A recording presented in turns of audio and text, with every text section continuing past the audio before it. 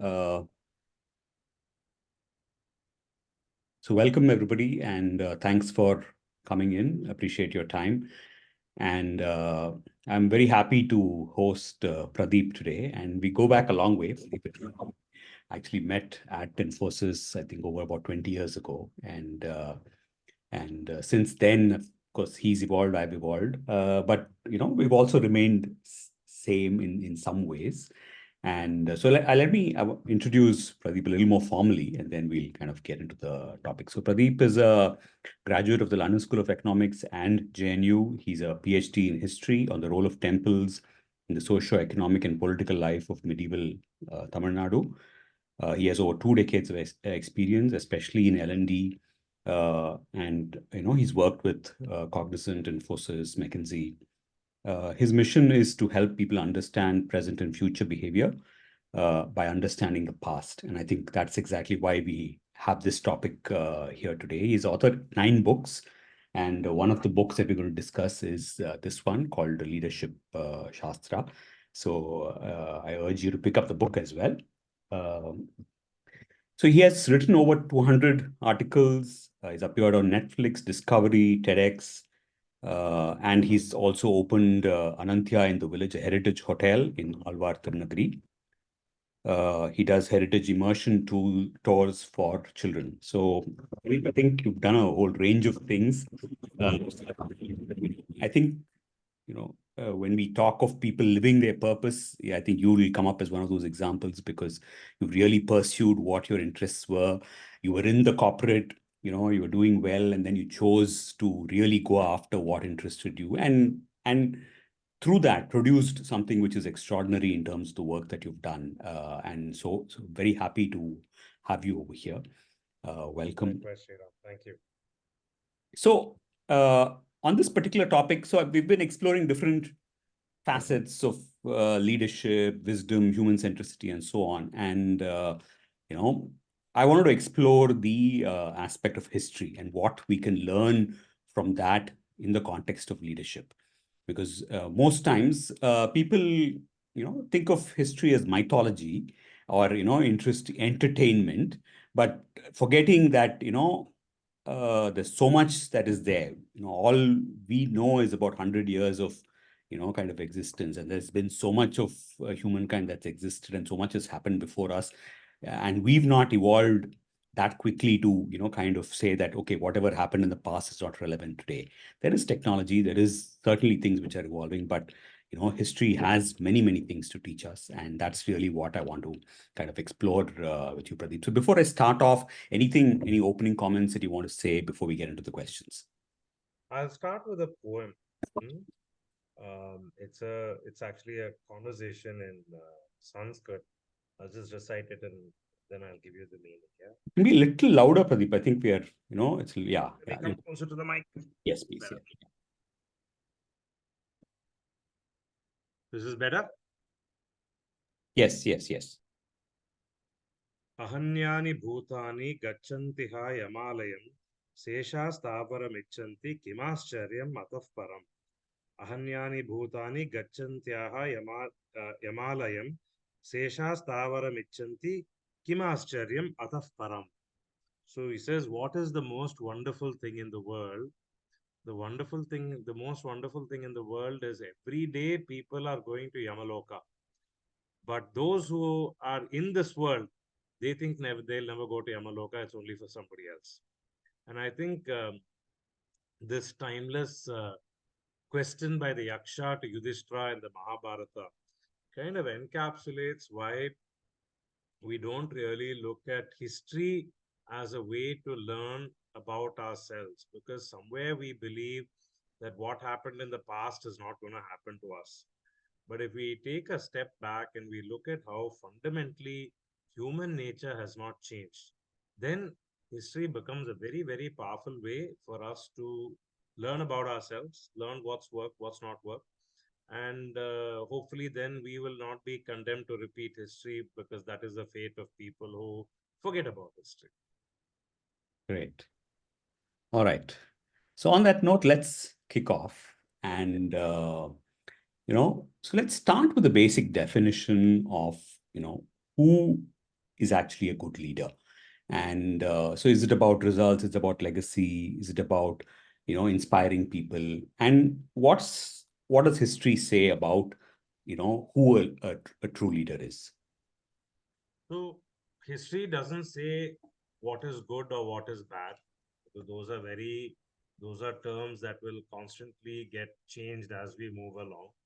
But in my book, I've looked at about 21 different people, uh, and couple of things that I can spot as a trend is people who've left a very strong impact were people who are very persistent, very persuasive, and who also set up a personal example. But people who have left a permanent impact have also not just done the why part well, they've also done the how part well. The how part is in taking care of relationships. So when we look at performance, it's a combination of getting the job done and getting relationships. And the Indian method or the Indian way of doing things, or what seems to keep people in India very celebrated as leaders, is you focus on the relationship and let the tasks take care of themselves, rather than the traditional management science approach where you focus on the task and then fix the relationships based on that. I think if you ask me for a broad trend, this is what I would say. Great. Yeah. And so when, and this is where, I think sometimes I feel that the Indian system is getting a little confused because our, history always talks a lot about, emotions, feelings, and relationships. Whereas if you look at the influence of the West, that's more individual centered. And we are, in a way, at least in the modern industries, following the West, because we have a lot of things that are happening together. So what, how do we deal with this? So because there is obviously both influences which kind of exist, and if we were to kind of leave leaders with saying that, okay, how should you look at this as a thing? Because the default thing is that, okay, I'm in a corporate, I'm seeing a lot of culture from the West kind of coming in. The default is to move towards that, but then intrinsically the population, the culture that you're dealing with is slightly different. So how do we deal with this It's difference? not, you're not going to get one size fits all answer. And I think I'll take the example of somebody like Malik Ambar. Malik Ambar was a tribal hunter from Ethiopia, and he was captured by the Arabs. He was moved from Ethiopia, probably against his will, to Arabia, and then in Saudi Arabia, probably. He was converted to Islam, and then he moved here. He was forced to move here to Ahmednagar, which is part of, Maharashtra, Karnataka, that region, Deccan. And he started off as a soldier, and he must have been an extraordinarily charismatic leader, apart from being a really good soldier, because very quickly he went on to become not the ruler of Ahmednagar, but one step better. He became the person who was behind the throne of the ruler of the Ahmednagar. And imagine, I mean, even today we talk about how difficult it is for diversity, right? Imagine in that time, 16th century, for an Ethiopian African slave to come all the way from there to rise to this level would have been a very, very different ball game altogether. Amazing story of Malik Ambar. So, those of you who've been to Ahmednagar, that was a place that he built, and he was a great architect as well, and he was a super successful leader because one was he was really resilient, he was really persistent, he was really flexible, and the second was till the end of his life he was undefeated by the greatest king of India at that time was Jahangir, was a Mughal emperor. And try as he might, Jahangir couldn't defeat him. I mean, Jahangir had these beautiful paintings done of him standing on top of the world and severing Malik Ambar's head. That was only a painting. In reality, he couldn't do it. So I think the trick is to recognize this first, to say that emotionally we are still very Indian. We still, at least many of us, largely still believe in the family values, and we come from a tradition of where emotions have been important, navarasas and all. But the way we think today, not the way we feel, but the way we think, the way we're organized in teams, all of this is a lot more Western. And the truth is, many of us work in companies that are either managed by the West or have clientele in the West. So either way, you can't be in a cocoon anymore. So the personal journey is about how to bring together the best. And I would say it's not going to be one size fits all. It's not going to be, you're not going to be at one level and say, yeah, I've reached it. It's always going to be a journey, but be open to this. But the again and again, I'd say the fundamental premise of the Indian way of looking at leadership, and that's what history also looks at, is you have to focus on the relationships. You have to focus on self-awareness. You cannot change the world. What you can do is to change yourself to be able to be more effective in the world. Great. And because I've, even in the work I do, I'm kind of always propagating human first. And with COVID, I think that that's pushed to the forefront a little more faster, where I think companies are now seriously looking at it as a differentiator. Because during that great resignation time, right, people were willing to pay, but despite them, kind of being willing to pay, nobody was staying back, and huge attrition, right? Unheard of, 30%, 40% in good companies as a thing. Why was it? Because I feel that was the lever that was missing. People were not, emotionally connected, and hence that lever of kind of loyalty or connection that companies had actually kind of gone missing. So, and I feel that that's very, very key especially for leadership to invest in. Because today, the leadership is investing a lot in strategy, in getting results, profitability, and so on, but forgetting that all of that is centered in the human, and everything happens through the human. And if that person is not inspired and motivated enough, how are you going to get these results? It's so I think we'll get there somewhere. But how did leaders from a historical perspective really motivate their soldiers? How did they really get them to fight those battles and give up their lives? you know I'll take the examples of two people that I've covered extensively in the book. One is Chhatrapati Shivaji and the other is Babur. Shivaji was a survivor of the highest order. And though I can get into a lot of trouble saying this in Maharashtra, for example, but there were many battles Shivaji actually didn't win. He was a master at knowing when he shouldn't push the line anymore and when he should just retreat. He was very good at that, and that's also, I mean, taking no action or taking a step back is also actually a very smart move. You don't need to win every battle. So Shivaji was very good at that. So that's something that he did. But Shivaji, what he also did very, very well was he knew his people really well. So today, these stories, legends have all survived of Shivaji being a hero. It's not just the political stuff. He genuinely was able to build that deep connect with farmers and peasants in different parts of his kingdom. And that was a very, very dry region that he looked after. And that connection with the people really helped him. So that was something that he did really well. Babur also did the same thing, but did it in a very different way. So there was a time when he had to motivate his team, and he very smartly used religion. So he made this about ideological war. He said this is about fighting for the God that we all believe in, and he was able to use that and to garner support of his forces. So Babur's religion forbade him of drinking, but he kept that aside very conveniently because that was the way to motivate the troops. He could be with the troops all the time. So all the successful leaders that you've seen, and in a way, somebody who didn't do it was Tipu Sultan, because Tipu was he recognized the danger of the British way before anybody else did. But because he did not have that same sense of connection with his peers, meaning the kingdoms around him, and he was really focused on himself, at the end of the day, he was defeated because the East India Company was very smartly able to connect with all his other people, all the other kingdoms around him, and eventually defeat him. And by the time he realized that he had to become friends with the French, it was too late. So definitely being able to build that emotional connect with people in the team, maybe even to the point of knowing each person's names, likes and dislikes, which can be a lot more difficult in today's virtual environment. I think that really helps a lot. Yeah. And I think, if, you know, people in those times could do it at that scale, right? We're talking of Yeah. large numbers and really, and you're not doing At a it, time when you didn't have technology. no technology, and people were literally willing to give up their life for you. Yeah.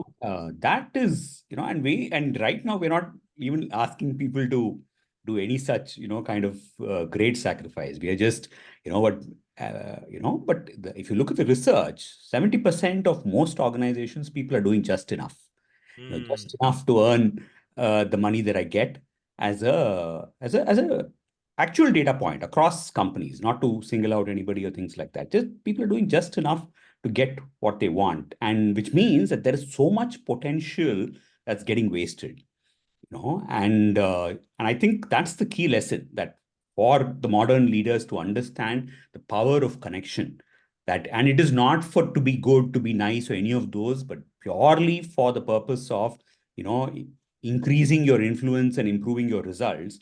Connections are so critical. Yeah. Amazing Great. thing. So Uh, let's talk. Yeah, go ahead, Pradeep. Yeah. but Go ahead, go ahead. no, so the other thing that they also did was rulers who were successful were also able to fight for a cause larger than their own victories. So they would have used religion, and I think the best alternative to religion today in a corporate setup is the values, the company's values. Um, I do a lot more work with children now, but in what I've seen in my consulting days, uh, is values in most companies are just pretty posters that we put up on the wall, and we don't really engage with people a lot more. So the strong push in say the story that I've written about Martanda Verma, who was the first person in contemporary times to be able to defeat a European army. And Martanda Verma, by the way, was the one who dedicated the entire Travancore kingdom to Padmanabha Swami. And some of you will remember a couple of decades ago, this massive jewelry that was found there. That was a lot of that was because of Martanda Verma. So he was able to, use religion and the Padmanabha Swami temple to say that he was God's representative on earth. I mean, of course, he was doing something that the Cholas had done before them, the Kakatiyas had done before them, a lot of people had done before them, but he did that very well. And I think the lesson there is what higher cause can you look at apart from service to the customer to make this a larger issue that will emotionally connect with people rather than just the intellectual connecting of the money. I remember in my Infosys days, when the leader of a particular business used to do these open houses and there was feedback. One of the open houses, the feedback was relatively low. So what we did was we went and spoke to the end users of the software, and even a simple and small anecdote like a person in the US who was not very familiar with ordering medicine, and she was really struggling with how to work a computer. If our website could get that information across to her much faster, it not only saved her time, but more importantly, it saved her a lot of mental hassle, which she could instead spend more time with the people that she was giving care to at home. That was a huge win. And when we brought these kind of human stories into the meeting the next time, that really struck a chord with people.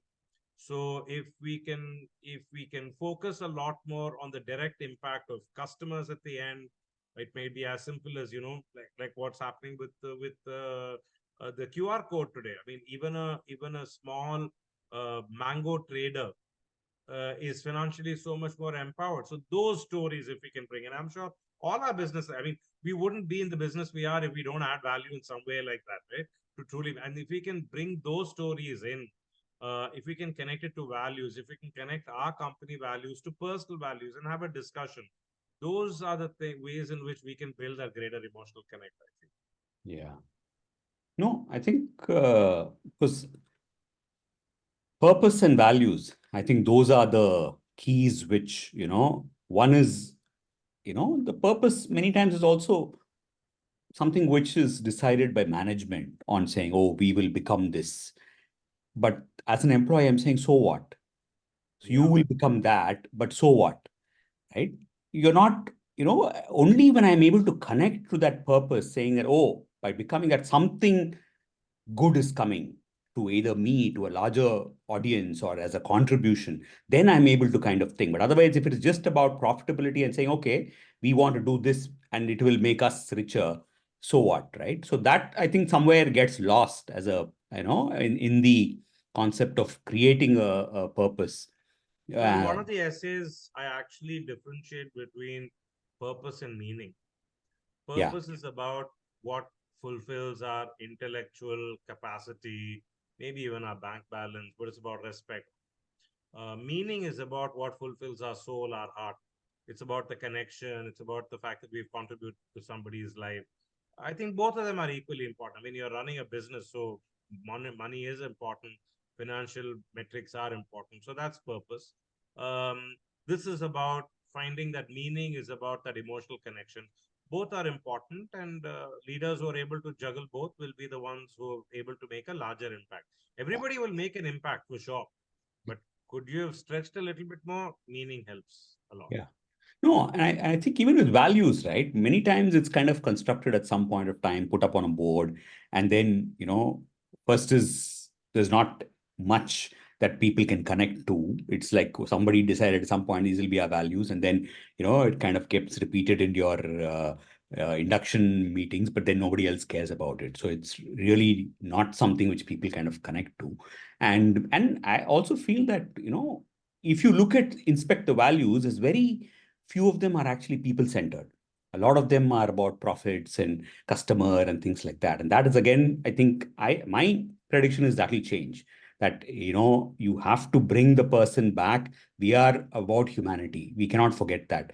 Profits, customer, all of that comes later. First comes humanity. Somewhere, that concept has to kind of come back. And I think, that will change the idea of values. And the second linkage that I see is that what's important to me and what's important to the company have to connect somewhere.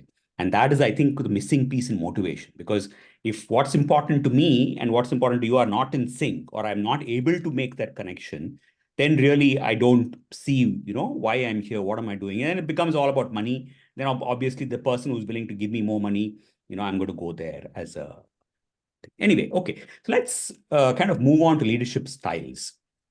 So, uh, so what does history say about leadership styles? Do people actually stick to a particular style?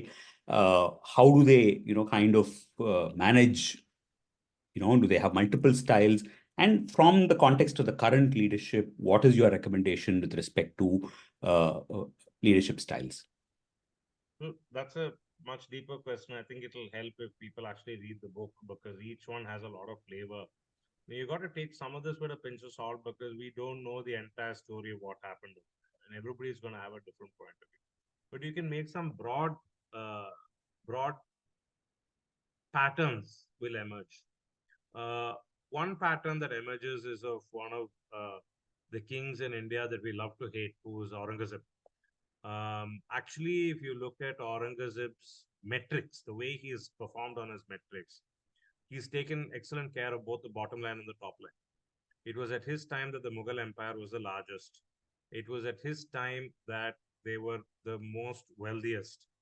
It was also at his time that they were the Mughal king and his court was the most um, cognizant of the bottom line.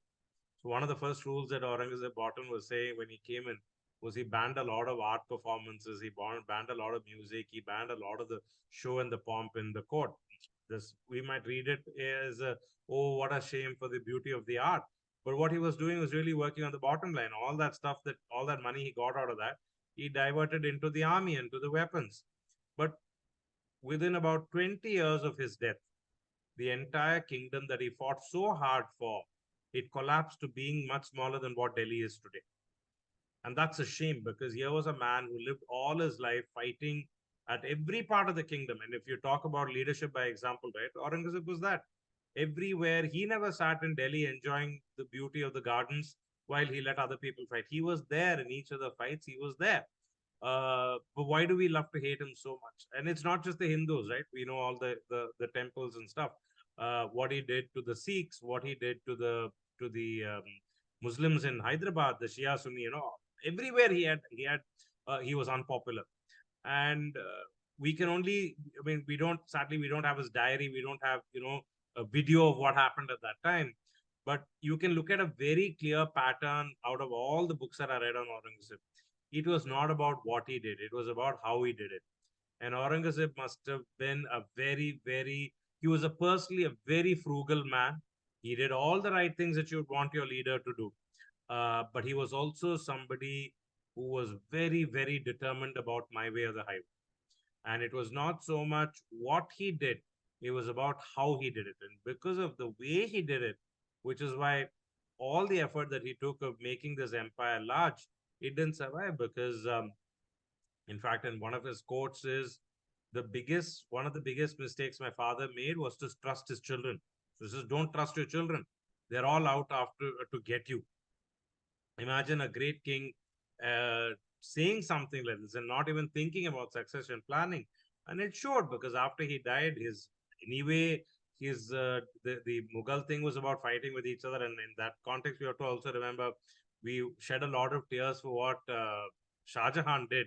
But if you go and see what happened to Shah Jahan because of Aurangzeb, but if you go back to see what Shah Jahan did to his father and every Mughal emperor did to his siblings and his father, it is the same story. Yeah? And to understand that, today we can say, oh my God, how can they do something like that? But to understand that, you need to go back. The word Mughal comes from the word Mongol. And if you go to Mongolia, if you look at the harshness of the climate, it is survival of the fittest. Yeah. So they come from that kind of a lineage. But Aurangzeb could have been different, because by the time he's ruling a kingdom which is much larger, much more stable, the bureaucracy works really well. It's worked well in the past. They've learned how to do it. And yet he was not. So definitely the how part is very important. That's one big trend that you can see. Um, the what part, I think we spoke about this before with Malik Ambar, with Chhatrapati Shivaji, even with Alia Bai Holkar. Alia Bai Holkar was a woman at her time to take on the ruling of an entire kingdom. Not an easy job. And she needed the support of men because it was a far more patriarchal society than it is today. And she was able to do it. So I think somewhere it's also about finding that inner courage, that inner strength. And while each of us, we want to change the world and we want to change the organization, we also need to ask ourselves, what is blocking me from changing myself, and where do I find the positive energy that keeps me going? So for my body, for my mind, for my heart, what are the things that I need to do on a daily basis to get that personal energy? So I think those are some questions to reflect on. Fantastic, man. I think, and it's such a huge lesson that, despite probably the best metrics, the fact that, how you did stuff is determines your eventual success is something I think many people should reflect on. And because even in corporates, you're always focusing on results, and that's why even though they know that some leaders are not good with people, they persist because they're delivering on results. But this is the damage that it could mean the end of a dynasty. I think that's a powerful kind of way to look at and see, because you need to have the will to take some tough decisions when people are not getting that how right, as a thing. Now let's talk a little bit about the democratic versus autocratic. As most of us believe that history says that most of these leaders were autocratic. Do you have anything contrary to kind of say that, or was it the way that was the way that things functioned? So we can't get 100% data on this, but we can get a fair bit of data. There seem to have been broadly two ways in which we can do this. And I discuss a lot of this in my 10th book, which is a children's history of South India. It's just come out, available on Amazon. And I think there I've actually done a little bit of a flow chart as well. Um, you can clearly find two styles emerging.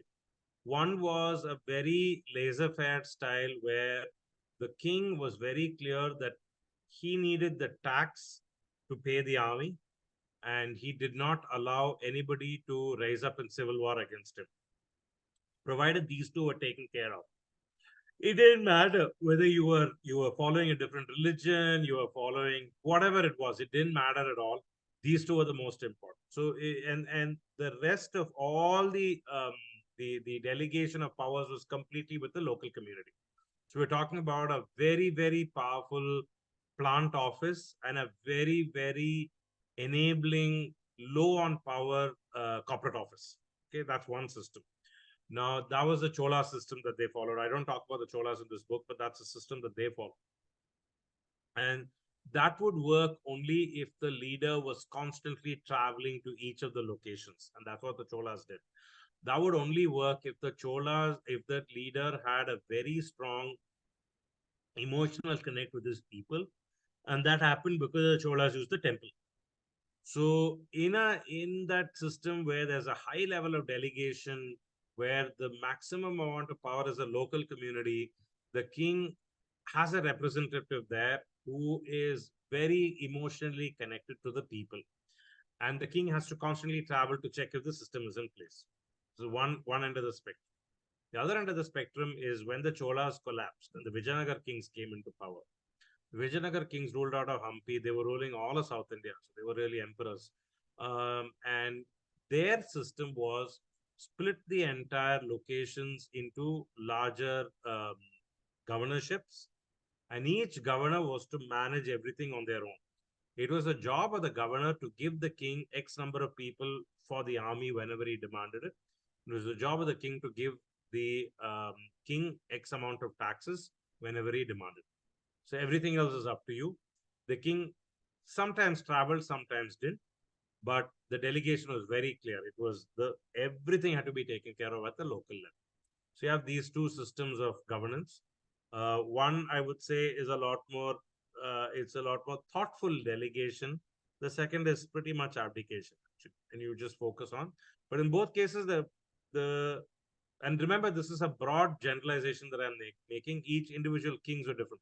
The kings who really made the system work, and that's important to come back to the question on traits, is they were kings who constantly traveled, who constantly kept in touch with people, with their kingdoms, and they were constantly vigilant about what was happening everywhere. So, regardless of which system you choose and what permutation combination of how much of power to your corporate office, how much of power to your plants, um, the option of not traveling, of not being in all the places, that doesn't go away. That's important. So I think the lesson that you're probably saying is that, you can't delegate and then just hope that everything will work the way it should work. Yeah. Okay. And the day, and this is the big lesson that I've learned from, I've written a couple of chapters, not just on kings, but on kingdoms, like the Ahoms, for example. The day you find yourself being more rigid to change, of saying that, hey, this is the way it should, this is the only way it should be done, is a day we become a bureaucracy. And that's going to be dangerous because why did the Ahoms or Shivaji, why could they easily defeat the Mughal army, which was way bigger, much more qualified? Because the Mughal army was extremely bureaucratic. I believe for them to decide to change whether to go left or right on the road will take one day. But these guys were all guerrilla warfare, right? So this chap Malik Ambar was actually a hunter, and his ability to learn how to hunt wild animals, he taught to one of his military commanders, and that guy happened to be Shivaji the Great's grandfather. So Shivaji learned that technique as well. The Ahoms in Assam picked up the same thing. So they, in the Battle of Saraighat, very carefully they tricked the Mughal navy to go into a narrow part of the Brahmaputra where the river loops, and it's very difficult for the boats to move. And the Ahom boats are much smaller, and they were able to go much faster into the river compared to the larger Mughal boats. So the one is the lesson is the older we become, the more rigid we become. So we definitely have to watch out for that. The second is also the larger we become, the more rigid we become. And then also we need to watch out to see how much we're being resistant to change, and how many processes are just there for the sake of processes. Yeah. And I think that's one issue that I've always had with larger organizations because, a lot of times we want to stick to the process because it's easier. And in a way, we explain it off as saying it's fair because I gave you or I didn't give you, and I'm dealing with it the same way. But actually, no two situations are exactly the same. Right? Somebody may not be ineligible according to the rule, but may actually need it a lot more than somebody who you're giving. that benefit, or, and that call, I think, as humans, we must take. We can't sit under the guide, of a policy and say, oh, because nobody, why do I do that? Because nobody questions it. I won't do an exception because later on, I don't want to be questioned saying, oh, how did you do this as a thing? But as leaders, I think that is something we must kind of think. And I've always believed that, you must keep that flexibility open. But of course, you must do it with with the right conscience, not do it for people and things like that. That, of course, becomes unfair. But if you're doing it based on the circumstance, where you study it and then you give that exception for that need, that's, I think, very powerful. And I think the other lesson that we're talking here is about flexibility. And here, the problem I see is that people come up a certain way. And when you've come up a certain way and you've reached a certain place, right, then that is the success way that you know. And sometimes, and even Marshall Goldsmith, speaks about it, saying what got you here will not get you there, because what you need to do next is very different from what you did in the past. But most times we just rely on our past. And that is, I think, where this whole rigidity comes, because I don't want to now take a risk and do something else, which may now derail me because I don't know if that will work or not. All right. So let's go to courageous leadership. Can you tell us some instances or stories of courageous leadership, and how can that inspire us today? So the one that I'd like to bring up is Jahanara, who was we don't hear much about women at all in our stories on politics. We hear a lot about women in the arts, but not so much in politics. Jahanara is an exception. Born as a woman in the Mughal court, where as it is difficult. I mean, they have a lot of restrictions for the women. But here was a woman who, and the men in her life were vicious. I mean, they were out to kill each other, and yet she was able to manage each of them very carefully. Not only was she able to manage Shah Jahan, and she was Shah Jahan's favorite daughter, which may have been easier, though Shah Jahan also was an eccentric in his own way. But she was able to manage Aurangzeb as well. And Aurangzeb was such a difficult man to work with. She actually was closer to Dara Shikoh than to Aurangzeb. Dara Shikoh and Aurangzeb had a fight with each other. Dara Shikoh was blinded. He was killed by Aurangzeb to become the Mughal king. And Roshnara, Janara's sister, supported Aurangzeb. But at the end of the day, when Aurangzeb came to power, the lady that he appointed as the first lady of the land, kind of equal to his wife, was Janara. And Janara was able to also use her power to build her own navy, to conduct her own trade. So Connaught Place, for example, Chandni Chowk in Delhi was something that she built. So many places like this that she built, she encouraged trade. So the ability for her to do something like this meant that she, I'm sure, at a time when so many people must have been plotting against her, not just as somebody who was close to Aurangzeb, but also as a woman, she was able to hold her own. So I think if we truly want to do it, we can do it. If we truly don't want to do it, we'll find multiple excuses. So that's, I think, the big lesson that I learned from this story. And the other example is a story of a king I found personally very interesting and inspiring. Hadn't known much about him before. Sarfoji II. So at a time when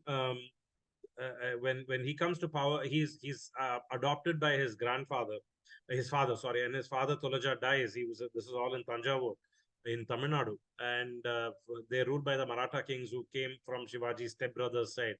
And Tulaja was he didn't have a child, so he adopted Sarfoji, and very soon after he died, Sarfoji was about 10 years old or something, and the regent was Amrasima, who was a very, very cruel man. So Amrasima wanted the throne for himself.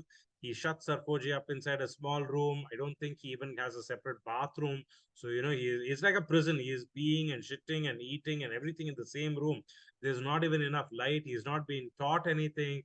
As a very, very difficult time. But Sarfoji's allies are the queens of Tulaja. So the whole bunch of ladies in the palace, they're not taking the standing, lying down. So they're petitioning, they're writing to the East India Company, because that's like the big power at that time. And unfortunately, Sarkozy has the support of a German missionary called Schwartz. And finally, they kidnap Sarkozy from the palace. They get him all the way to Chennai, and they petition the authority. Amritsar does all the usual things that we're very familiar with in India. He bribes a whole bunch of scholars to say that the adoption is invalid, and then Schwartz doesn't give up, the queens don't give up, and finally Sarkozy is crowned. But it comes at a price. When Sarkozy is crowned, the East India Company takes up the entire Tanjore kingdom. The Tanjore is the most fertile part of Tamil Nadu on the delta of the Kaveri. Takes up the entire kingdom.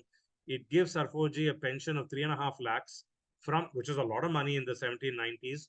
But with that money, he also has to pay the East India Company military forces in his land, and he's just given a tiny, tiny fort to rule, which is Tanjavur today. It's about 300 square kilometers max.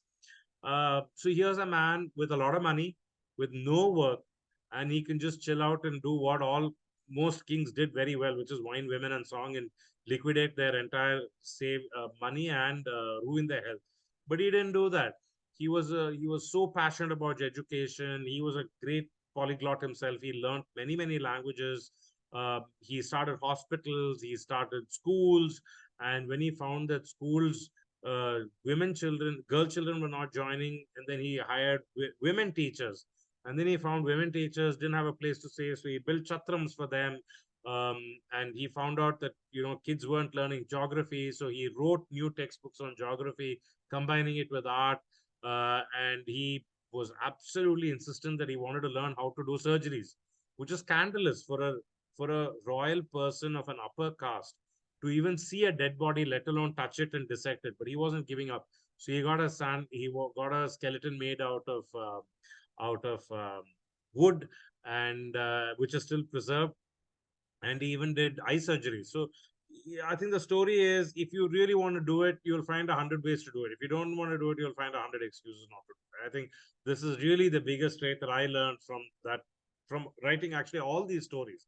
And yeah, I'm just giving you Sarkozy's example, Jahanaras, but look at Alia Bai Holkar also. Was Alia Bai Holkar figured out that the best way to protect her kingdom was, much of it was surrounded by forests, and the people in the forest were the tribals. And for the first time, she actually worked on building a high trust relationship with the tribals, and that paid rich dividends, because then they accepted her, and they were also in a way her army to protect her and give her the important information that spies would have given her of who was likely to invade her. Right. I think, you know, so bribes and greed have existed, for forever. I think, while a lot of us blame the British for, kind of ruling us, I believe that if we had stood together and if greed had not, been at stake, we would have not let that happen. So in a way, but perhaps, that resulted in our current unified, kind of existence. So anyway, interesting thing. What is your view on happiness and leadership? And even a little bit about, kind of resilience, because when I read some of these stories, there's so much hardship that each of them has gone through. We think of these leaders and we think that, all great things have happened. If you look at Babur's story, if you look at, any of these stories, there's been so much hardship, defeat, failure that they've had to handle, right? And at least in the modern context, all we are dealing with is a little bit of politics here and there. Most times, it's not even like a thing. So, what's your view on resilience and happiness and leadership?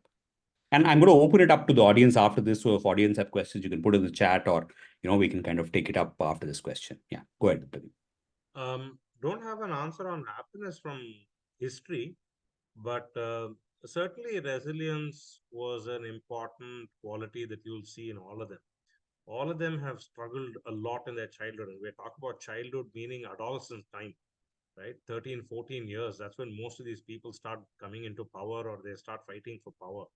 Uh, all of them, Ahilyabai Holkar, Babar, all of them, Sarkozy's story we just heard. I don't think anybody has had a very easy childhood. Maybe that's what made them a lot more persistent, a lot more perseverant. But I think they were able to do two things. One was they were able to do their main job well, which was fighting the army, which was kind of keeping their support base with their soldiers. That was really critical for them. They were able to do that. And the second was they just didn't give up. But Babur had to attack Delhi several times before Delhi finally fell. And they knew the value of collaboration. So all of them were able to work with other leaders, with their army generals to make things happen. And the one guy who didn't do it so well is Tipu Sultan, and which is what caused him to be defeated.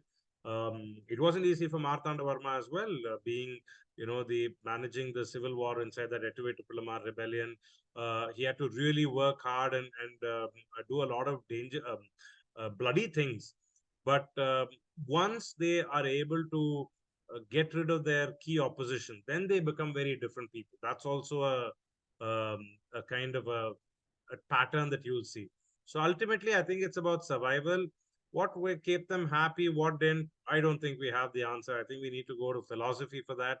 But clearly, people who were able to make a big impact were people who were persistent, who pushed, who were collaborating with each other, who probably had a very tough childhood, and they certainly didn't give up very quickly. And they were very agile, they thought very quickly, and they had to work with a large bunch of people who would support them. I think this is what you can see. The people who didn't do so well, like the Osman Ali, the Nawab, Nizam of Hyderabad, I've looked at the successors of Aurangzeb itself to some extent. They didn't build the second line. They didn't build deeper relationships, which is why I think I went back to that point of saying all of us can achieve performance. If we focus on the task, we'll also achieve a lot of performance. But if you want more meaning in life, if you want to be remembered for a longer time, then relationships are the best way to go. Yeah. So it's really a choice that we have to take. And I think, what I want to highlight is the resilience part, right? Because today, there is a small change in tone, people are upset. There is a small, okay, I couldn't get this done, you're upset. And then if you really go back into history, people were in doldrums for years together. Some of these, heroes that we worship, have been through so much hardship, it's just unimaginable. And we here are there, the smallest of things saying, oh, my boss, kind of didn't listen to me.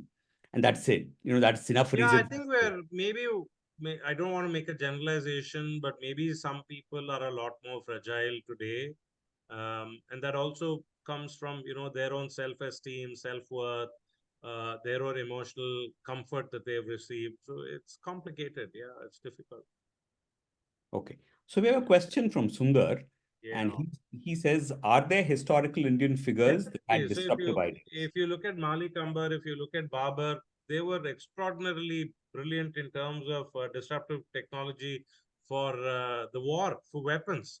Right? Babar was able to, when the Delhi Sultan's forces were trying to conquer him, what he did was he tied up a lot of carts one next to another, and then he fought, which meant all the carts moved forward. They moved at the same pace, which meant that the army could advance faster.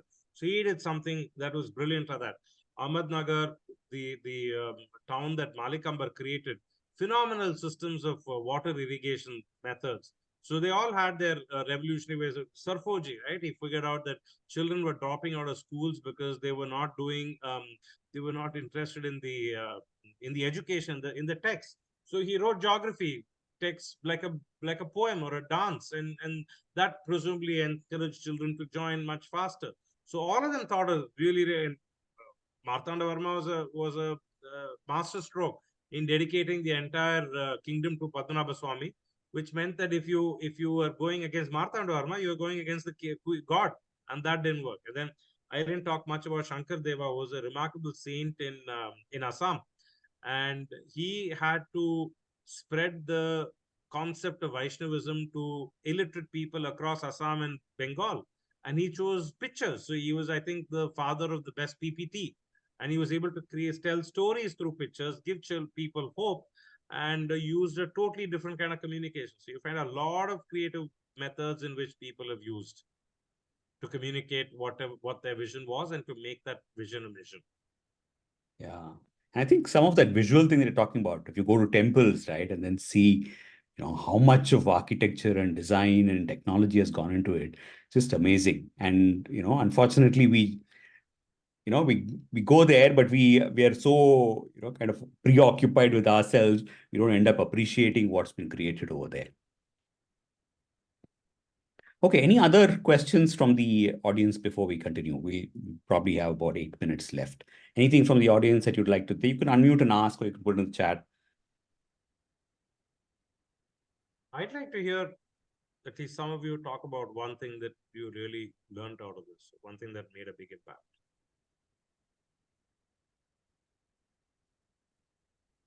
I think, yeah, this is Vijaya here, Vijaya Okay. Chakravarthy. Yeah, hi. Uh, Basically, what I learned and which is always with me is this self fulfilling prophecy, or what you say, if you really want to do something, there are 100 ways of doing it. But if you really don't want to do it, then there are 100 excuses you will give. I think that's very, very poignant. I really like that. Thank Thank you, you. Vijay. Thank you. Nice, very nice.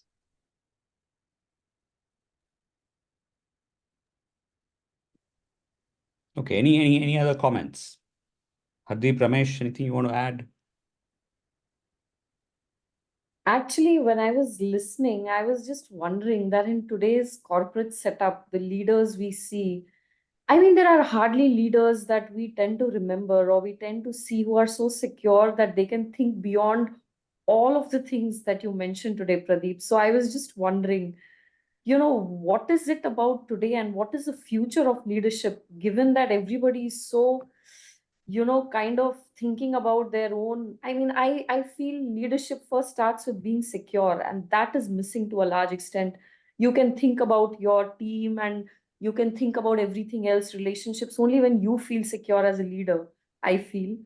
So I just wonder what is the future, because when I hear these historical figures, I mean, my mind blows to hear that, wow, they could think like this. Ooh, I don't know, Hardeep. I don't know whether you should read the book at all, because if you read the book, you will find out that all of them were insecure. They were extremely insecure about, I think today's leaders are far more secure than they were in the past, because at least you don't wake up in the morning thinking that who's going to poison me today or who's going to stab me from the back. I mean, literally, that much at least doesn't happen. So things are a lot more easier than they are today to in the past. But yeah, Mhm. they were really survivors, and I think where I would love for you to read the book and pick the essay that really calls out to you in whatever way it does. And each story is structured in a way that I talk about the leader and their lives, and then there's a bit of a business insight from my consulting experience. Where have I seen a similar situation, and what could be some of the learnings from this? So I think maybe the second part and the third part in each of those essays will answer to your question. And I would find it more purposeful to ask, what can I get out of this book? How can I change my performance rather than looking at what others have to change? That's the way I would look at it. Yeah. Yeah, no, I agree, Pradeep. And I was also relating to, I mean, I think the lady just a minute back said about 100 ways. I could relate to that so much. Uh, and also, um, I think you were taking the example of Aurangzeb and saying that, if they are kind of very fixed in their thinking, then how things can turn no matter how Yeah, great an idea you may have. So I think those are things I kind of resonated with. great. Yeah, Ramesh, go I ahead. think you should read that chapter. Yeah, it was one of the most difficult chapters to write. And when I'm not promoting that this book too much now, because I've gone to this children's history in India book. But most of my conversations about this book ended up being a conversation about Aurangzeb. Hmm. And I had to tell people, no, there are 20 other people that have written about this. Is not the only guy. Yeah. Go ahead, Hi, Ramesh. Pradeep. Yeah. I No, for me, the one statement really stood out was like, um, how is a more important question than what, right? Like, how you get it done. Because I kind of experiencing myself and like now I'm seeing what is happening around me. I could relate it straight away. Like, the ideas and the strategy is good, but how you go about it and like what is the message, what is the culture you're building, and And as Hardeep mentioned, Aurangzeb also really stood out for me, because as you rightly said, the modern leaders today, they think that, okay, focusing everything in their life on one aspect, be it business or something that they're kind of so hung up on getting it done, and within no time it might crumble, if they kind of do it in a forceful way. And I see that correlation standing out very clearly, at least in the modern corporate. There is a very thin line between being courageous and being reckless, right? I could see that, the examples that you are quoting, some of these points that you brought up was kind of quite resonating with me in terms of what I see around in today's leadership as well. Thanks a lot for the insightful Pleasure. examples, Pradeep. Yeah. I think Ramesh, the other chapter that you will like reading is Sarkozy the second, Okay. because that has this dilemma that you're going through. You'll still have to act, no? Whatever issues are, Yeah. you'll have to act, whatever role you are, and that essay will help you look. You're always going to be concerned about a whole bunch of things, but you can only control a few things. And how Sarkozy was able to, out of all the stuff that he was concerned about, how he was able to control whatever he could and do a great job. That was a very, very inspirational essay. And how to do that? There's one of the essays is on the first five Sikh gurus. We normally think of the Sikh gurus just as religious people, but they were very good administrators as well. So the how Sarkozy thought of this whole, what can I do which is within my control, and then if you pick on specific tasks that the Sikh gurus and Shankar Deva and they did, then you'll have a really customized action plan for yourself. Excellent. I would love to get some reference to those books that you are referring to, Pradeep. I'll get it from Yeah. Sriram I'll if send he it to has you. those The book And it's references. Yeah. available on Amazon. on the Okay, Amazon. perfect. Okay. Leadership Shastra is the book. I want to go to Sundar because I think he's been waiting to, say Oh, something. no, Sure. this is one last comment. I know you're at top of the hour. So, Pradeep, thank you very much.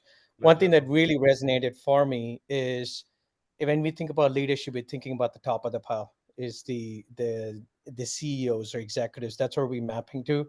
But each one could be a leader who's done a lot of work in their job, consider themselves a leader, has 20 years of experience doing something really well. One thing I really loved it is you become large and rigid, even at that level. You think you Yep. know enough. You think you know you can. You're not staying nimble. You're not in modern day world. Upskilling yourself, right? Navigating the modern society, be disruptive. That's why I posed that question. So I really loved the mapping of the example from historical stories and situations in today's world at all levels. Yes, that was super helpful. Thank you. Yeah. So great lessons, Pradeep. Resilience, flexibility. If you think you can do it, you can. Okay. Have the courage, to do things which are in your control. Some fantastic lessons that came out. Any closing words from you before we close?